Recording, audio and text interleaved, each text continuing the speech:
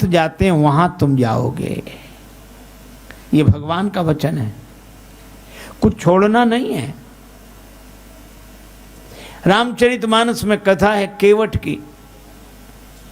केवट नाव चलाता है, नाव गंगा जी में चलाता है, पर नाव की विशेषता यह है कि नाव तो जल में रहती है पर जल नाव में नहीं आता है, तभी वह दूसरों को पार उतार पाता है केवट। और हमें भी लगता है कि उस नाव से वह परिवार का पालन करता है। आप अपने परिवार में जो धंधा करें वह करते हुए भगवान का स्मरण करें, ठीक वैसे ही जैसे नाव बाहर से गंगा जी में डूबी रहती है और भीतर से बिल्कुल खाली रहती है, इसी तरह हम बाहर से संसार में डूबे रहें और भीतर से खाली रहें, भगवान को पुकारते रहें, तो हमें भगवान के पास नहीं जाना पड़ेगा। एक दिन भगवान हमारे घाट पर आ जाएंगे, हमारे पास आ जाएंगे।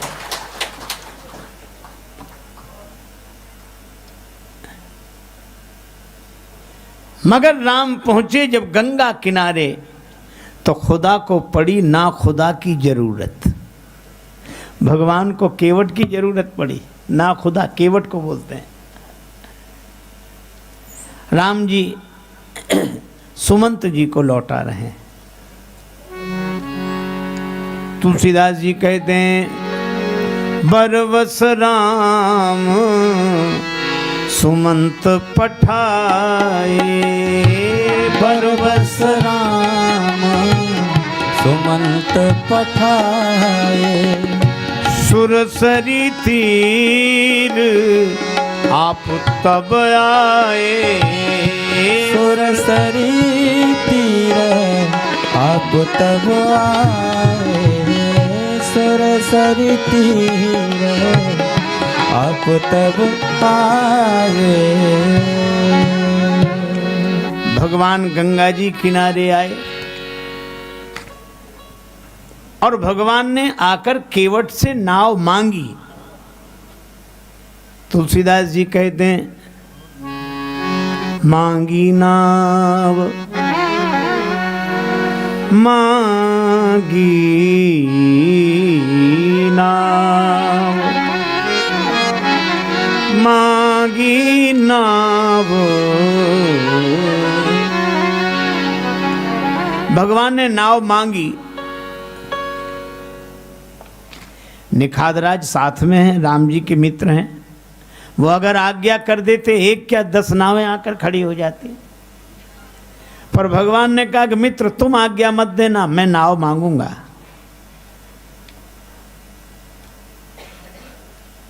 क्योंकि मेरी मां ने कहा है कि राम जब तक तुम आम नहीं बनोगे तब तक राम नहीं बनोगे।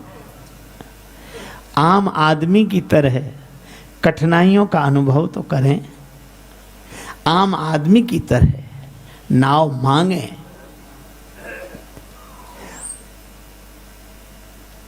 इतनी नम्रता तो हम लोगों में भी नहीं है। कोई रिक्शा दिख गया तो हम रिक्शा मांगते नहीं हैं, आवाज ए रिक्शा, जैसे उसका नाम रिक्शा ही हो। एक आदमी ने तो हद कर दी, रिक्शे वाले से बोला रिक्शा, हाँ साहब। रेल स्टेशन जाओगे? बोले हाँ जाएंगे। तो बोले जाओ।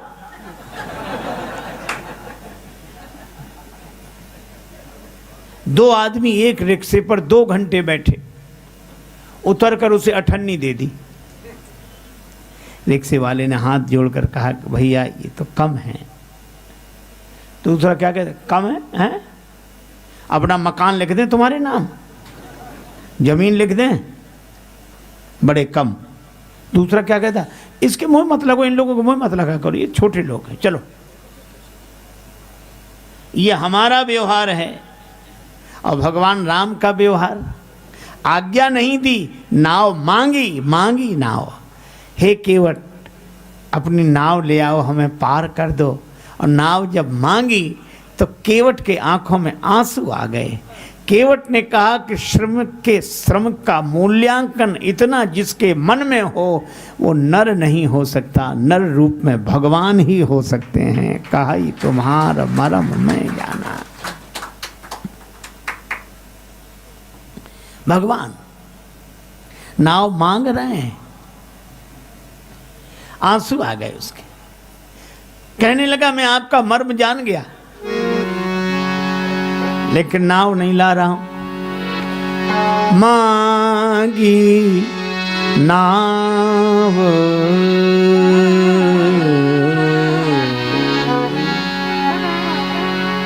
न केवट आना मांगी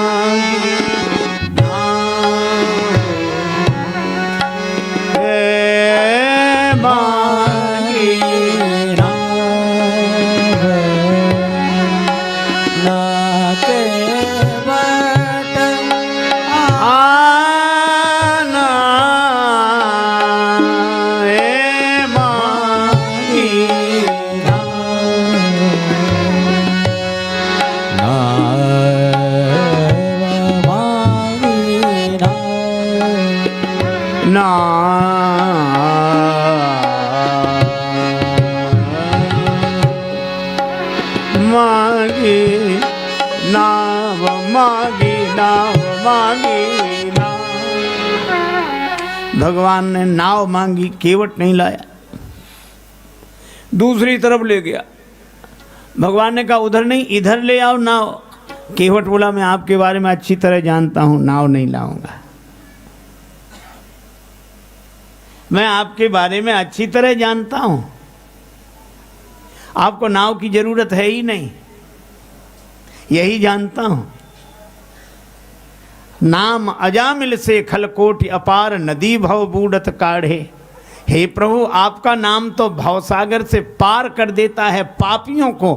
गंगा जी पार करने के लिए आपको नाव की कोई जरूरत नहीं है, मैं जानता हूं। पर भगवान कहते नाव ले आओ। केवट ने मन ही मन कहा कि प्रभु जनकपुर वाले आपको जनकपुर में रोक नहीं सके, आप जनकपुर से अयोध्या आ गए, अयोध्या वाले नहीं रोक सके, आप श्रृंगवेरपुर में आ गए, निखादराज रोक नहीं सके, आप गंगा जी किनारे आ गए। और मैं भी अगर आपको पार कर दूं तो फिर मेरी क्या हिम्मत जो आपको रोक लूं। बड़े बड़े राजा आपको नहीं रोक सके तो भला मैं क्या रोक पाऊंगा। इसलिए मैंने निश्चय किया ना नाव लाऊंगा ना पार करूंगा, अपने आप रुके रहोगे। कही तुम्हारा मरम मैं जाना।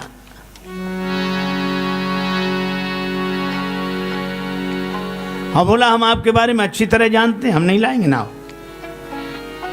ये अच्छी तरह जानना तो और अटपटा लगता है। एक अध्यापक ने अपने विद्यार्थी से कहा कि तुम्हारे पिता हमसे 5,000 रुपये उधार लें 3 रुपये प्रति सैकड़ा ब्याज की दर से, तो 6 महीने बाद कितना लौटाएंगे हिसाब लगा के बताओ। विद्यार्थी बोला सर 1 नया पैसा नहीं।